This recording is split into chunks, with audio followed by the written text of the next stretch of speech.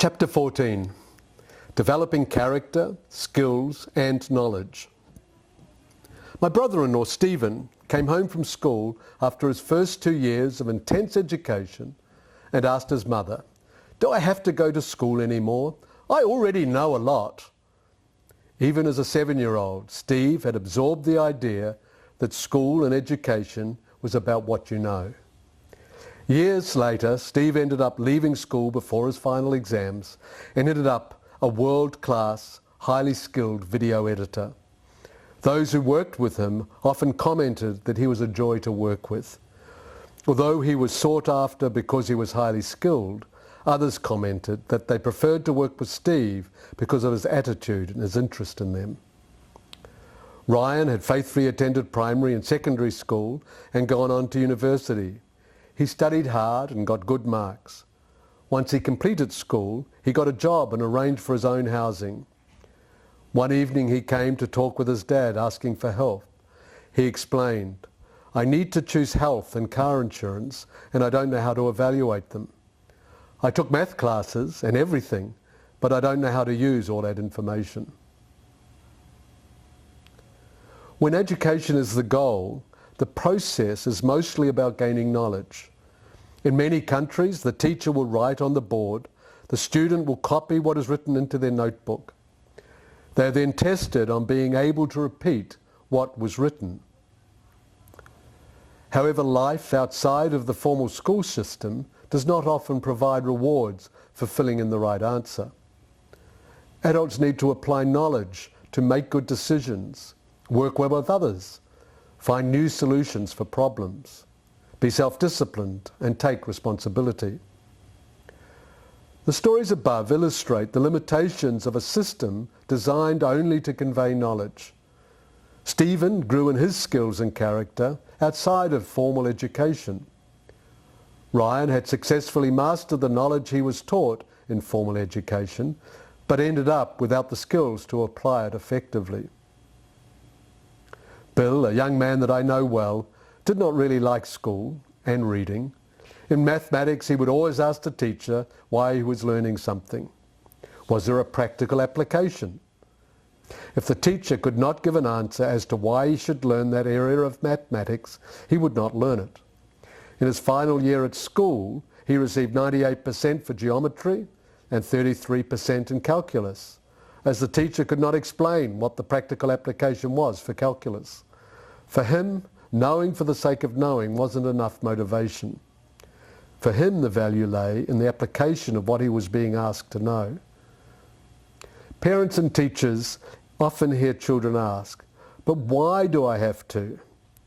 Perhaps that is a valid question for learners of all ages, and an important question for educators to consider. Even a young child wants to know there is a reason for learning, something worthwhile to do with what they know. Lisa enrolled in her university with a burning passion to help troubled young people. After 2 years, she was excited to finally be in upper-level courses which focused on the specific topics for that degree. A class on juvenile delinquency was particularly promising.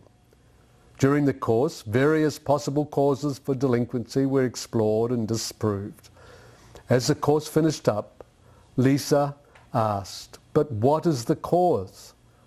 The professor replied, "Oh, there isn't one. We're just studying all the theories." In that moment, she recognized the limitations of her university education. She would graduate with a degree without any practical skills to engage with the troubled young people she longed to help. She reflects, "I realized the only thing I was prepared to do was go on and get a master's degree." Lisa spent most of her time during the final year of her studies in an internship working with troubled young people in a youth prison. This was finally the education she had been longing for. She explained, "Because I was willing to spend so much time there, my supervisor included me in every aspect of their daily lives and treatment. I developed so many skills and grew in wisdom and compassion to deal effectively with these young men. I learned more in those hours than I did during my 4 years of study in the classroom. As Lisa discovered in her university education, when education of the mind alone is the goal, knowledge is not expected to be applied in loving service to others. Confronting that issue seemed to be Jesus' primary concern with the spiritual leaders of his day. They had memorized the law of God in great detail, but failed to understand the purpose was to draw one closer to God and others. Jesus rebuked them for this attention to knowledge at the expense of love. They crush people with unbearable religious demands and never lift a finger to ease the burden. He looked for not only belief, but love and action when he said, "If you love me, keep my commandments, and love God with all your heart, soul, mind, and strength, and love your neighbor as yourself." The early church leader, Apostle Paul, warns about the issue of separating belief and action in his letter to the Corinthian church. But while knowledge makes us feel important, it is love that strengthens the church. Other translations say it this way: knowledge puffs up, while love builds up. To develop fruitful students, then, teaching must be more than just presenting knowledge. This is easy to see in a practical area of life, such as driving a car. If a teenage son explained that he had read the whole driver's instruction manual, so could he please have the keys to the car, a parent would rightly be hesitant. The young man has not had the chance to develop the skills to put his knowledge into practice. A responsible parent would be even more reluctant to hand over the keys if the young man also shared that he was eager to drive so he could show off for his friends and see just how fast the car could go. In addition to some driving practice to develop his skills, the young man would certainly benefit from a discussion about the appropriate values and motives for driving a car before he is ready for the responsibility and privilege of driving. Fruitfulness means having knowledge, skills, and character to put into practice in a way that honors God and blesses others. Values and motivation, knowledge and complex thinking skills need to be strengthened. A term used in some educational systems is holistic growth, or working to develop the whole child. These terms point out that it is important to develop all facets of students' lives. The same thinking was explored in discussing the importance of teachers caring for every area of their lives in order to be at their best to teach. It is important for every person to strengthen and grow in body, soul, mind, and spirit. My wife and daughter are both nurses, but they had very different educational experiences and training. When my wife was being trained, the hospital was her home from the very beginning. She would go to university for training in 2-week blocks. Then she would come back to the hospital where she worked and was paid as a student nurse. She learnt right from the beginning the skills of how to make beds and empty bedpans and the value of loving people. If you didn't love people and didn't learn those skills, you wouldn't make it as a nurse. She learnt both through her experience at the hospital. The model was, as soon as you learnt something, you applied it. You practiced your injections on an orange. Then very quickly, with supervision, you'd be trained to give injections to patients. As soon as you could do it, you would do it. This process developed skills and character as much as it introduced knowledge. In fact, the knowledge had value and meaning because of the experiences which had developed the skills and desire to use them out of love for the patients. My daughter had the opposite experience in her training. Her home was the classroom. She would go on a field trip to visit the hospital for a few weeks, but then she would go back to her home, which was the university. When she completed her studies, she was full of knowledge, but she didn't have much practical experience. She remembers, in my first year working as a nurse, I was looking after a patient who was bedbound. Although she had been bathed every day, no one had washed her hair. no one knew how to wash her hair without getting her out of bed. I was able to do that for her because I remembered a conversation I had with my mum, where she had explained how to wash a patient's hair while they were still in bed. I was never taught that at university, but I learned from the experience my mum shared with me. The training system itself recognised the limitations of having so much time in the classroom and so little time for practical experience. When it was time to actually care for patients, she and her fellow students were provided with a nurse educator who could train them how to do things practically that they had only read or heard about.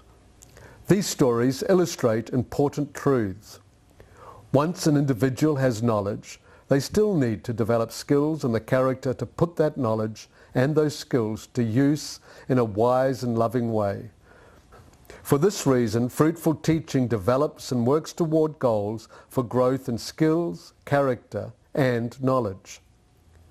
Knowledge is the common focus of goals in formal instruction. It is the information a student is supposed to gain in each subject, most often taught through reading textbooks and listens to teachers lecture. Knowledge focuses on what is known in the mind. As discussed, a biblical understanding of knowing includes putting what is understood into practice. Skills are the abilities to put knowledge to practical use. Skills are developed with practice.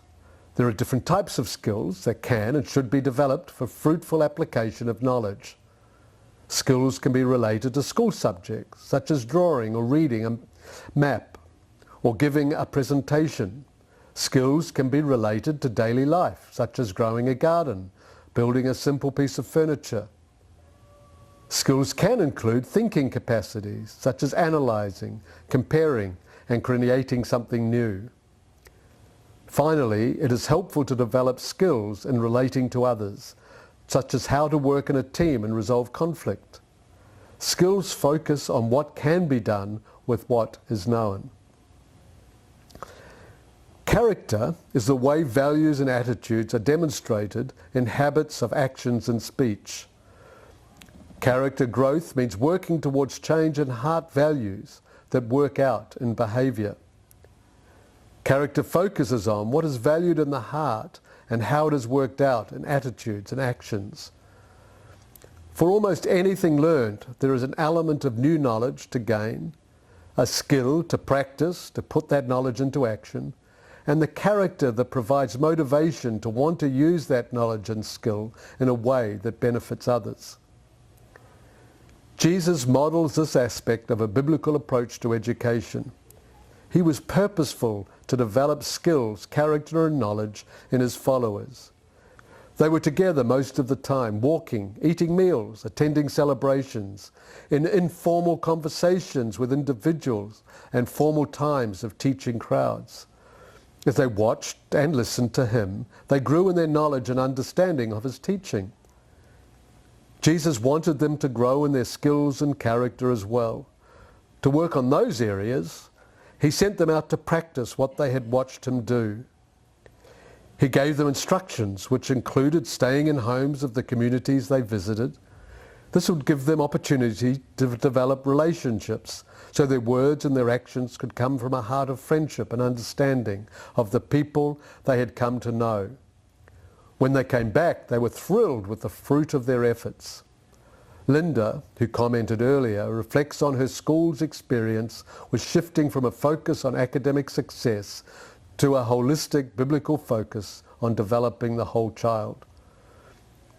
We always knew developing character was important, but we didn't really know how to do it. Now we are spending a lot more time discussing with the students and giving positive recognition for good choices, not only high marks. The students are changing. They are so much more open and responsive to what their teachers are saying and asking of them.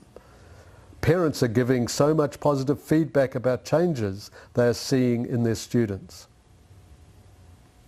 Working towards learning goals in students' lives requires many different types of tools. Perhaps the first tools that come to mind include textbooks and instruction from a teacher. These certainly help to gain new knowledge.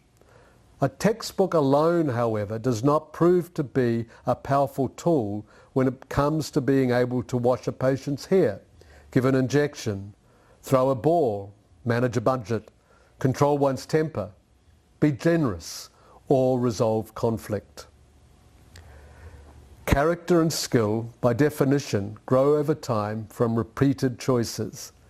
They are shaped through a process that involves events and experiences, routines that create habits of thoughts and action, the examples of others, lives and specific coaching and input.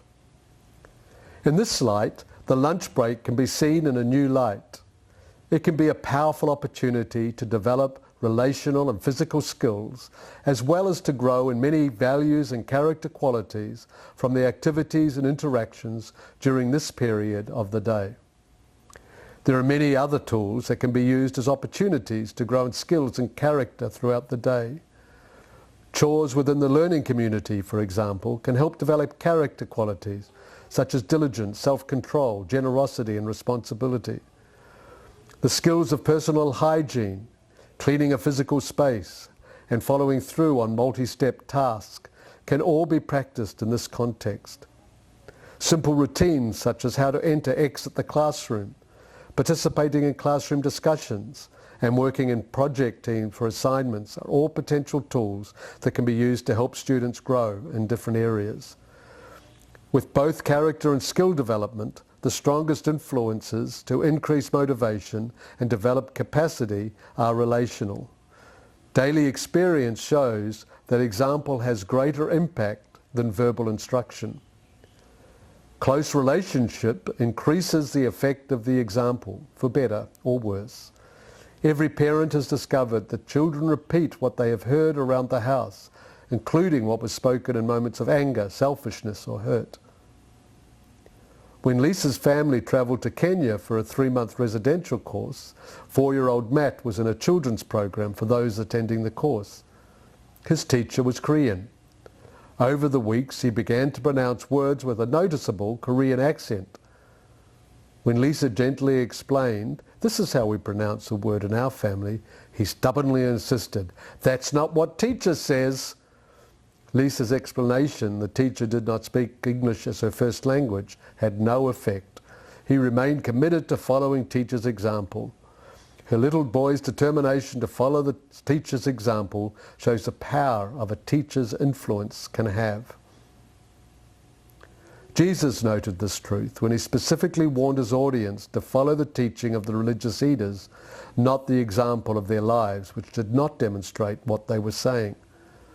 Personal example is one of the most powerful tools to develop character and skill. Working towards God's good intentions for every individual, family and community means helping students grow in fruitfulness. To do this, it's important to focus on holistic growth in character, skills and knowledge.